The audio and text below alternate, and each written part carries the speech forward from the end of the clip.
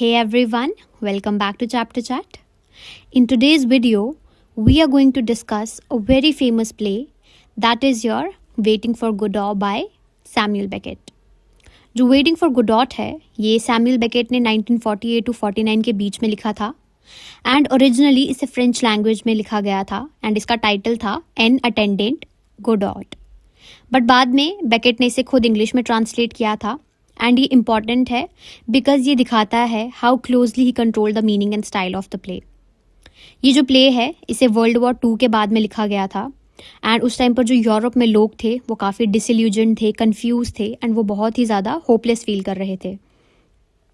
अब वॉर के बाद लाइफ का जो पर्पस था, फेथ था, फ्यूचर था, इन सब पे लोगों ने काफ़ी क्वेश्चंस उठाने स्टार्ट कर दिए.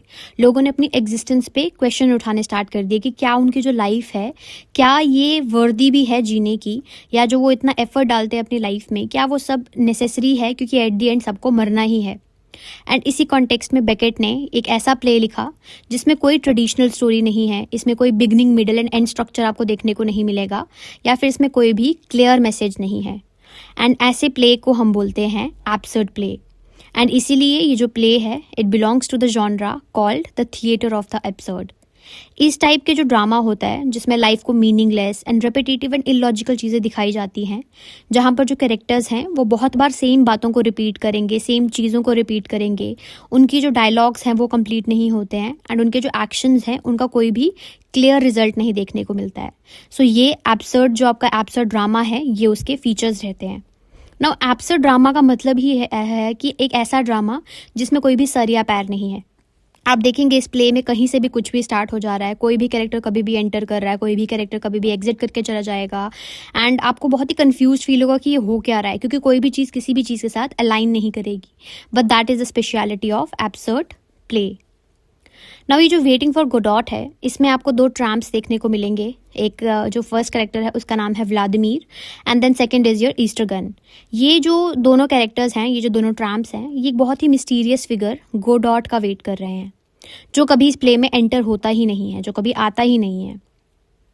अब गोडॉट का जो मीनिंग है वो क्लियर नहीं है. हमें नहीं पता है कि जो गोडॉट है क्या ये गॉड है, ये होप है, अथॉरिटी है, फ्यूचर है, या लाइफ का पर्पस है. ये कुछ भी हो सकता है बट वी डोंट नो. लेकिन जो बेकेट हैं उन्होंने खुद कहा है कि अगर वो गोडॉट का मतलब जानते तो वो इस प्ले में लिख देते, बट उन्हें खुद भी नहीं पता है कि गोडॉट है क्या. अब प्ले का जो सेटिंग है ये एक्सट्रीमली मिनिमल है. इसमें सिर्फ एक रोड एंड एक ट्री दिखाया गया है through out the play and दिखाया गया है कि ह्यूमन एग्जिस्टेंस किस तरह से उसे स्ट्रिप डाउन किया गया है एंड किस तरह से जो ह्यूमन एग्जिस्टेंस है वो पूरी तरह से एम्प्टी हो चुकी है. Then we will get to see इस प्ले में आपको सिर्फ 2 ही एक्ट्स देखने को मिलेंगे, एक्ट 1 एंड एक्ट 2, जिसमें जो लाइफ है, लाइफ की मोनोटनी एंड एंडलेस वेटिंग को रिप्रेजेंट किया गया है इन दोनों एक्ट्स में. एंड इस प्ले का मेन मैसेज कोई सोल्यूशन देना नहीं है, बल्कि ये दिखाना है कि हम सब किसी ना किसी गोडॉट का वेट कर रहे हैं. जॉब हो, सक्सेस हो, लव हो, मीनिंग हो या सैल्वेशन हो, लेकिन लाइफ बस वेट में ही निकल जाती है. Now let's begin with author's introduction. Samuel Beckett जो हैं वो एक बहुत ही famous Irish playwright, novelist and poet थे एंड वो 20th सेंचुरी के सबसे इन्फ्लुएंशियल राइटर्स में गिने जाते हैं. He was born on 13th of April 1906 in Dublin, Ireland. And Beckett ज़्यादातर फ्रांस में रहे थे और बाद में उन्होंने फ्रेंच लैंग्वेज में भी लिखने लगे वो, लेकिन उनके जो इंग्लिश वर्क्स थे वो भी उतने ही पावरफुल हैं. Samuel Beckett theatre of the absurd movement के सबसे इंपॉर्टेंट राइटर्स में से एक थे. उनके जो वर्क्स हैं उसमें आपको लाइफ का meaning, human suffering, loneliness, waiting and hopelessness जैसे थीम्स जो हैं ये बार बार दिखाई देते हैं. उनके कैरेक्टर्स जो हैं वो अक्सर कंफ्यूज्ड, हेल्पलेस एंड स्टक होते हैं, जो कुछ करना चाहते हैं पर कुछ भी चेंज नहीं कर पाते हैं. बेकेट का सबसे famous play that is your waiting for Godot 1953, जिसमें 2 कैरेक्टर्स जो हैं वो बस वेट करते रहते हैं एक इंसान का जो कभी आता ही नहीं है. ये प्ले जो है वो ह्यूमन एग्जिस्टेंस और लाइफ के अनसर्टेनिटी को सिम्बॉलिकली दिखाता है. उनकी जो राइटिंग है वो बहुत ही सिंपल लैंग्वेज में होती है, लेकिन उनका जो मीनिंग है वो बहुत डीप एंड फिलोसफिकल होता है. ऑल्सो इन 1969 सैमुअल बेकेट को नोबेल प्राइज़ मिला था in literature for his unique writing style and उनका जो मॉडर्न ड्रामा में उनकी जो कॉन्ट्रीब्यूशन रही है उसके लिए. एंड उनका जो काम है वो आज भी लिटरेचर और ड्रामा के स्टूडेंट्स के लिए बहुत इंपॉर्टेंट माना जाता है. Now let's begin with the summary of act 1. So act 1 की जो सेटिंग है वो शाम के टाइम की है, एक कंट्री रोड पर जहाँ सिर्फ एक सिंगल ट्री विजिबल है. अब इससे हमें पता चलता है कि जो आपका एटमॉस्फेयर है ये बहुत ही ज़्यादा एम्प्टी एंड लोनली है। अब यहाँ पर आपके फर्स्ट कैरेक्टर को इंट्रोड्यूस करवाया जाता है, that is your Easter gun. अब जो ईस्टर गन है ये अपना बूट निकालने की कोशिश कर रहा है, लेकिन इससे हो नहीं पा रहा होता है एंड ये बहुत ज़्यादा स्ट्रगल करता है, बट वो जो बूट है वो उसके पैर से नहीं निकलता है। एंड इसी टाइम पर आपके सेकंड कैरेक्टर जो है वो यहाँ पर एंटर करता है, दैट इज़ योर व्लादिमीर। अब व्लादिमीर एंटर करता है और ये ईस्टर गन को ग्रीट करता है। फिर जो ईस्टर गन है ये बताता है व्लादिमीर को किस तरह से इसने अपनी जो रात है वो एक डिच में बिताई और वहाँ उसे बहुत ज़्यादा मारा पीटा गया। फिर बहुत ज़्यादा मेहनत के बाद फाइनली जो ईस्टर गन है ये अपना बूट निकाल लेता है एंड फिर ये अपने बूट के अंदर देखता है कि क्या उसके अंदर कुछ है या नहीं। और जो साथ में इसके व्लादिमीर होता है वो भी सेम यही चीज़ करता है, बट वो अपनी हैट के साथ ये चीज़ करता है। वो अपनी हैट उतारता है एंड वो उसके अंदर देखता है कि क्या उसके अंदर कुछ है या नहीं। अब जो व्लादिमीर है ये क्राइस्ट के साथ क्रूसीफाई हुए 2 थीव्स का जिक्र करता है और ये ईस्टर गन से पूछता है कि क्या उसे गॉस्पेल्स के बारे में पता है। तो ईस्टर गन जो है वो होली लैंड के मैप्स का थोड़ा वेग डिस्क्रिप्शन देता है एंड इस पर जो व्लादिमीर है वो कहता है कि ईस्टर गन को पोएट बनना चाहिए था। फिर जो ईस्टर गन है वो अपने फटे हुए कपड़ों की तरफ इशारा करके कहता है कि वो पहले था भी। फिर व्लादिमीर अब बस टाइम पास करने के लिए 2 थीव्स वाली स्टोरी को कंटिन्यू करता रहता है। अब जो ईस्टर गन है ये वहाँ से जाना चाहता है, लेकिन जो व्लादिमीर है वो उसे रोक लेता है क्योंकि ये दोनों गोडॉट का वेट कर रहे होते हैं। अब दोनों को नहीं पता है कि गोडॉट कब आएगा या वो सही जगह पर हैं भी या नहीं। बाद में ये भी रिवील होता है कि इन दोनों को तो ये भी याद नहीं है कि उन्होंने ओरिजिनली गोडॉट से क्या मांगा था।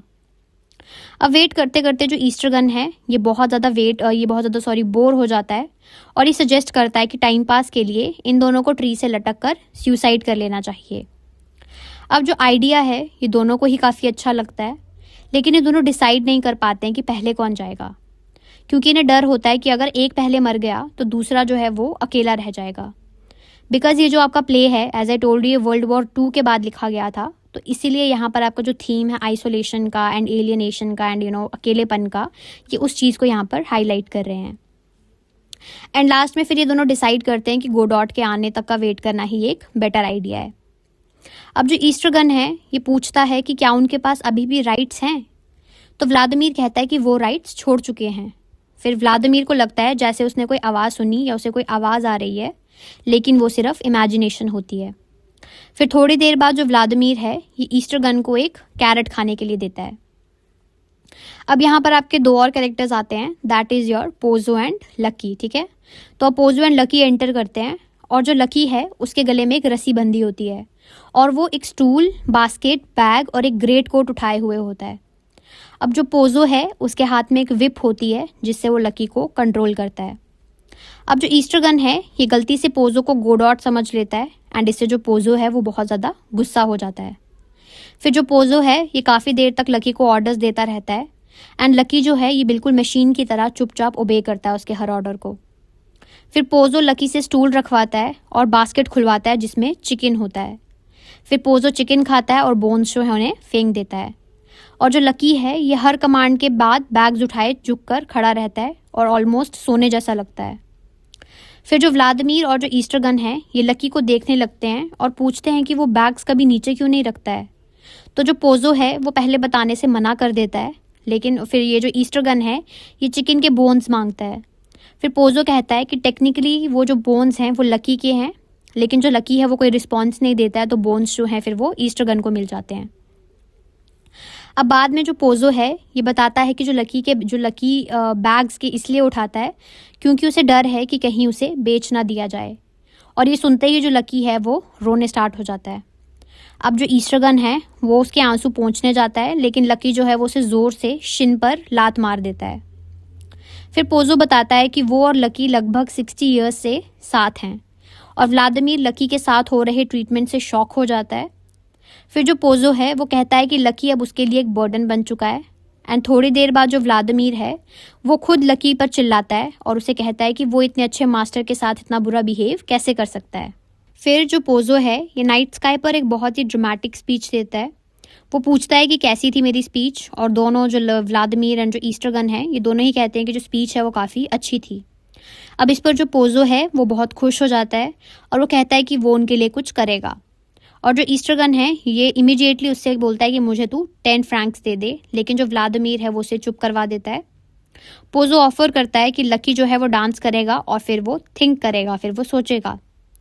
और जो लकी है फिर वो डांस करता है और एनकोर के लिए वो बिल्कुल वही स्टेप्स रिपीट करता है। अब जो ईस्टर गन है वो बिल्कुल भी इम्प्रेस नहीं होता है और जब वो इमिटेट करता है तो वो ऑलमोस्ट गिर जाता है। फिर लकी सोचना शुरू करता है।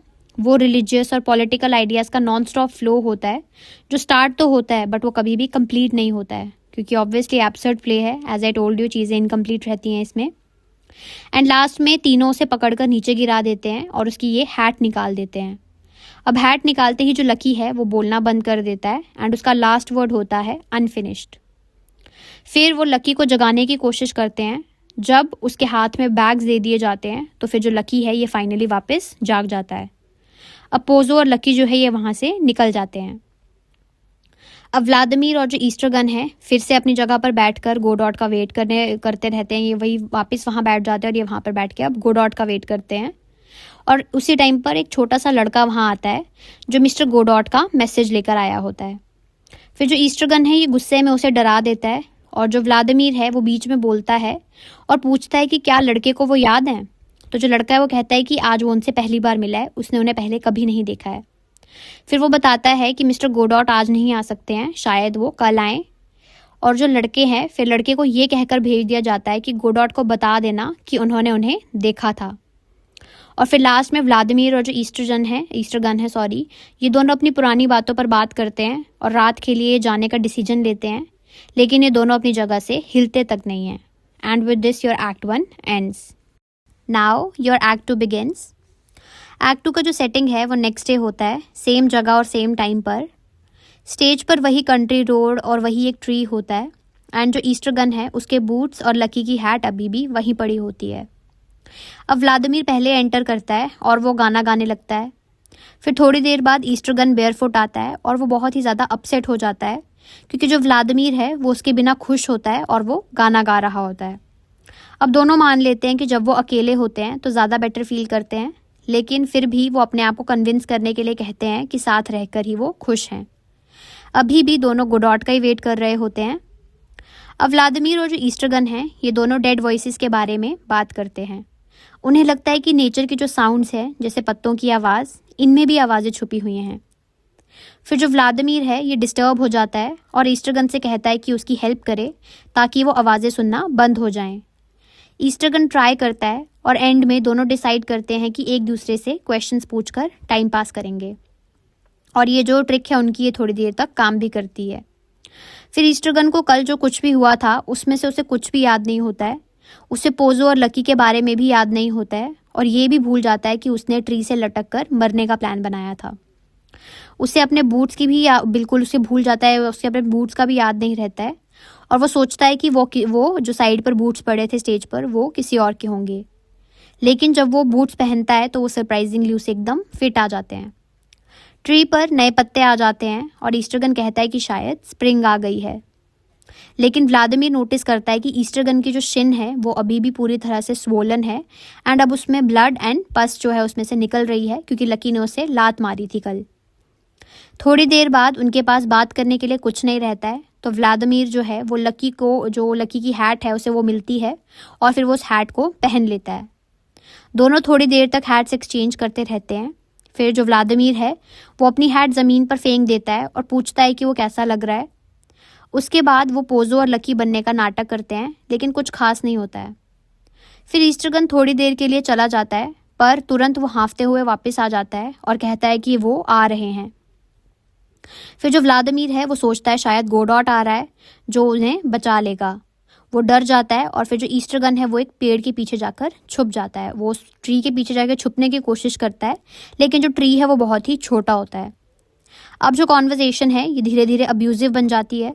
ईस्टर गन जो है वो कहता है चलो एक दूसरे को गाली देते हैं। फिर दोनों एक दूसरे की इंसल्ट करते हैं और फिर जब ईस्टर गन जो है ये व्लादिमीर को क्रिटिक कहता है तो दोनों जो हैं फिर ये रुक जाते हैं, फिर ये हग करते हैं और फिर से वेट करने लगते हैं। अब इसी टाइम पर पोजो और लकी जो हैं वो फिर से एंटर करते हैं, लेकिन अब जो सिचुएशन है वो एकदम चेंज हो चुकी होती है। इस बार जो पोजो है वो अंधा हो चुका है और जो लकी है वो गूंगा होता है। लकी रुक जाता है और पोजो उसे टकरा कर गिर जाता है फिर दोनों ज़मीन पर हेल्पलेस पड़े रहते हैं। अब जो व्लादिमीर है वो खुश हो जाता है क्योंकि उसे लगता है कि अब उसे अकेले वेट नहीं करना पड़ेगा और उसके अब और भी लोग आ गए हैं जो उसके साथ वेट करेंगे। और जो ईस्टरगन है वो फिर से गलती से सोचता है कि जो गोडॉट है वो आ गया है, ठीक है। वो फिर से पोजो को और लकी को गोडॉट समझ लेता है।